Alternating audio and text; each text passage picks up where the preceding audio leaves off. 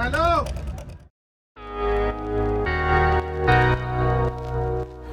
خب ما الان رسیدیم کشمیری گیت. بعد ساکمون انقدر زیاده اصلا موندیم چیکار کنیم. من همین یه دونه رو دارم، یه دونه هم تو پشتی، ولی کلا زیاده. اینجاها رو هم ببینین، اتوبوسا رو ببینین، کیفیتاش کلا مثلا با هم فرق داره. ببین مثلا این اصلا کولر نداره، این کولر داره. توی ایستگاه اتوبوس نودل و ساندویچ و اینجور چیزا هست که اگه غذا نخوردیم میتونیم بگیریم. من الان نهار نخوردم، اینو گرفتم که تو راه بخورم. الان ساندویچ اینا هم داره، ولی خب خیلی پیشنهاد نمی‌کنم چون نمیدونین که مثلا کی درست شده و اینا. این از همه چی بهتره. دیگه ما راه افتادیم.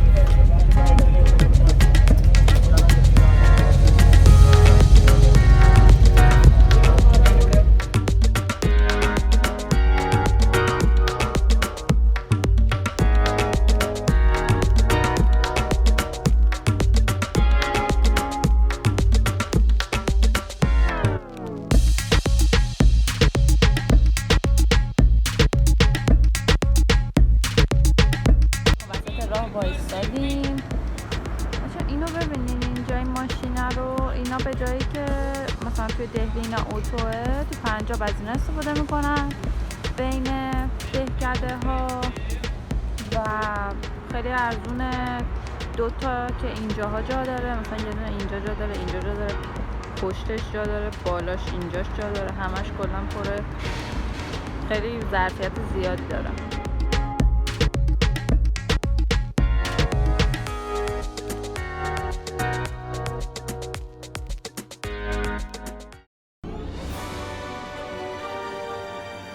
موتوری هم این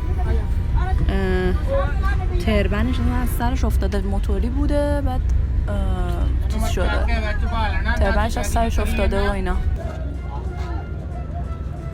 الو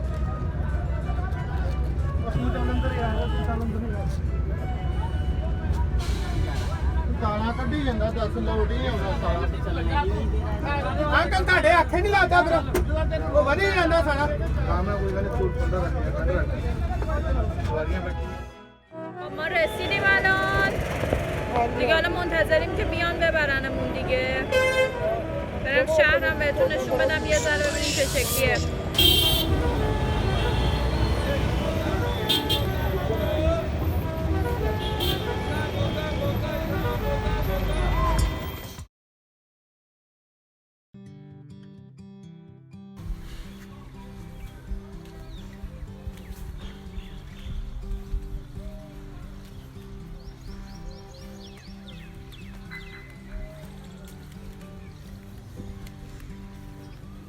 خب این صبحونه جذاب پنجابی که اسمش پرانتاه، توی این سیب زمینی داره، پیاز داره، فلفل للمه‌ای داره.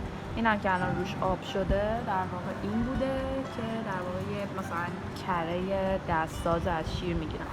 اینا هم که ترشی منگو و اینجور چیزا.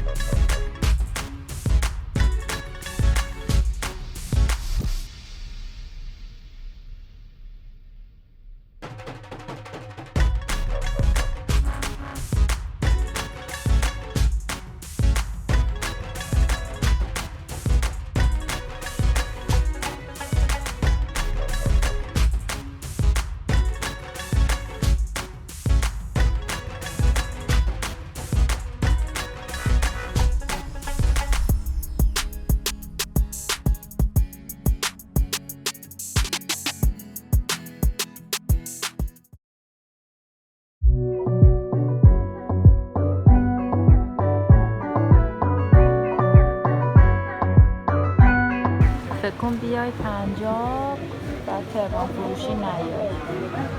نگاه کن فقط تنوع رنگی رو ببین، خیلی زیادن، خیلی.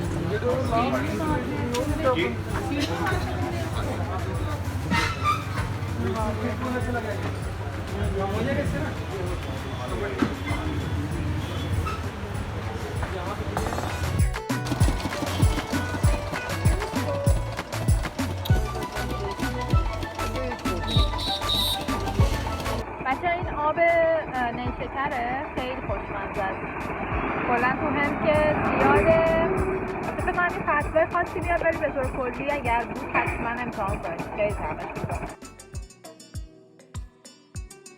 بچه من امروز دوباره اومدم مدرسه. ببین اینا رو نگاه کن، امروز لباساشون رنگ و برنگه. هم کسایی که هری پاتر دیده باشن میدونن که یه سری گروه هایی هست که مثلا اینجا بهش میگن مثلا هاوس آف این و اون و فلان و بیسان.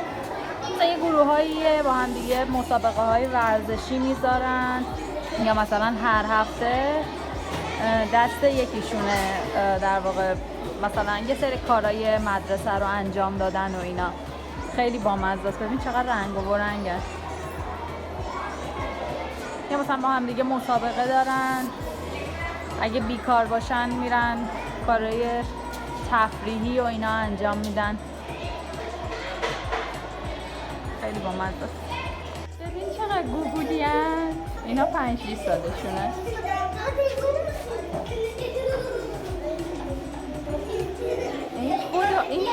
اینو نگاه تربند داره از این سن. بعد یه چیزایی در گوشه هم میگن میخندن، من نمیدونم چی میگن. بعد ببین اینا چون خیلی کوچولوان یه سریاشون میخوابن تو کلاس، بعد دیگه بیدارشون نمیکنن ولی میخوابن اگه بخوام بخوابن.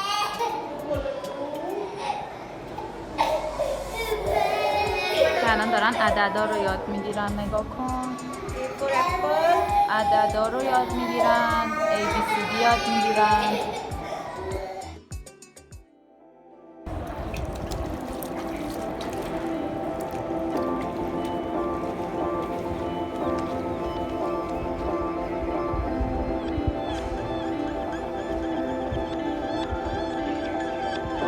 اونجا احتمال میدم غذاخوری گوردوارا باشه.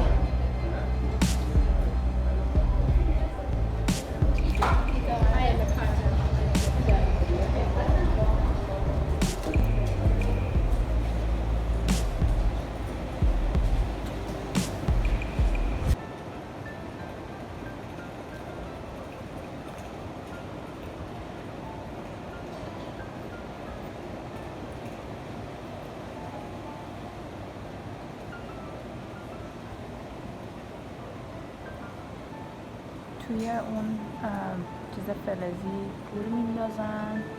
این وسط کتاب قرآنیشونه. اینو نمیدونم چیه.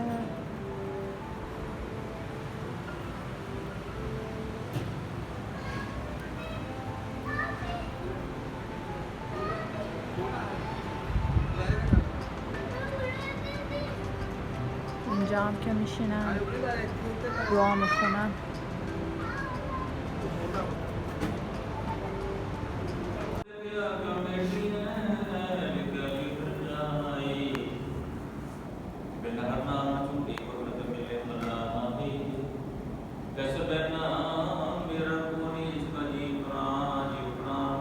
خب اینم منم روسری نگردم، اینو بستم. خانم‌ها باید موهاشون رو مثلا مدلی ببندن. حالا این روسری ها واسه خود بودواره. پشت منم ببینیم چقدر تنگه.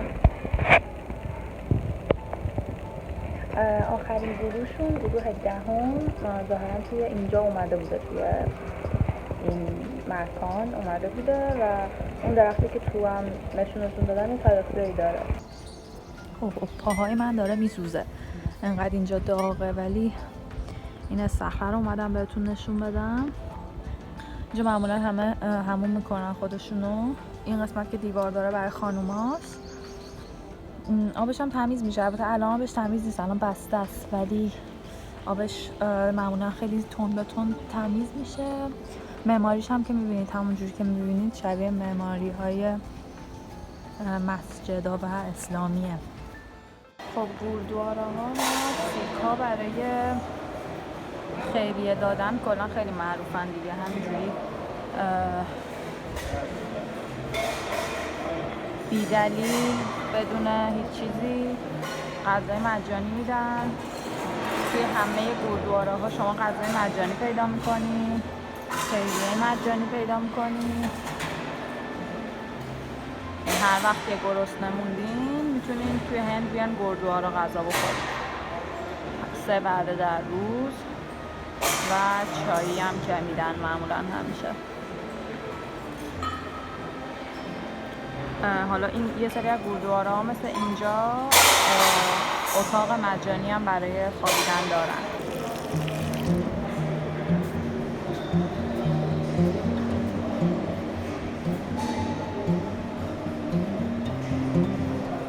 ببین آدما میان اینجا وای میستن داوطلبانه. اول اینا رو با آب میشورن، بعد اونجا با یه چیزی شبیه فکر میکنم خاک یا گله نمیدونم چیه با اونا میشورن و دیگه تمیز میشه دیگه. خشک میکنن میندازن این تو. خانوما این ور نشستن انجام میدن، 2 تا گروه آقا هم این ور نشستن انجام میدن. تو الان امروز هیچ مراسم خاصی نیست. خب کلا تعداد و جمعیت خیلی کمه، کارشون کمه، بیشتر دارن با هم صحبت میکنن. بید همه این گردوارا از اینا میپزن، یه چیزایی مثل حلوا میمونه که خوبه دیگه. جا هم حیات اطرافشه، خیلی قشنگه. فکر کنم دارن میسازنش باز هنوز. یه دونه استخر داریم اونجا.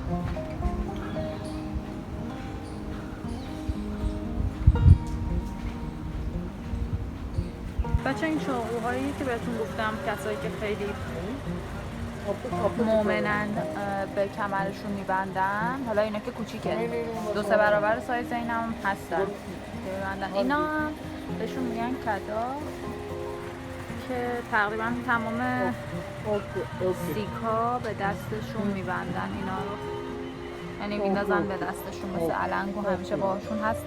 میگن که خوششانسی میاره و خوششانسی که در واقع محافظت میکنه. اینجا اتاقی بود که من 20 روز موندم توش. امروز روز آخر پنجابه دیگه. ساکمم بستم، تنباییامو بردارم بریم خیلی. واقعا دارم برای اینجا تعیین میشه چون خیلی خوب بود همه چی.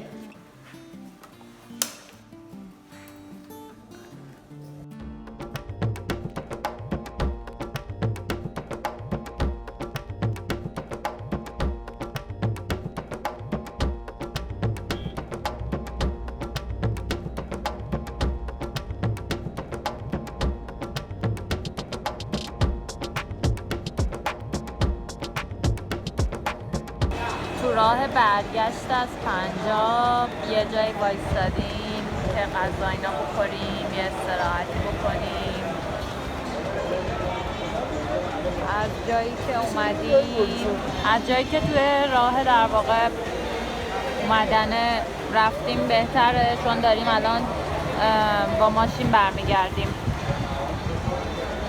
اینم که همون پاواجیه که روز اول خوردیم، خیلی خوشمزه است. این انرژی خورشیدیه توی جاده به سمت دهلی که زیرش کانال آب داره رد میشه. روش یه مسافت خیلی زیادی رو از این صفحه ها زدن. خب دیگه صحنه های آخر هندم ببینید. داریم برمیگردیم. 20 روز مثل برق و باد گذشت.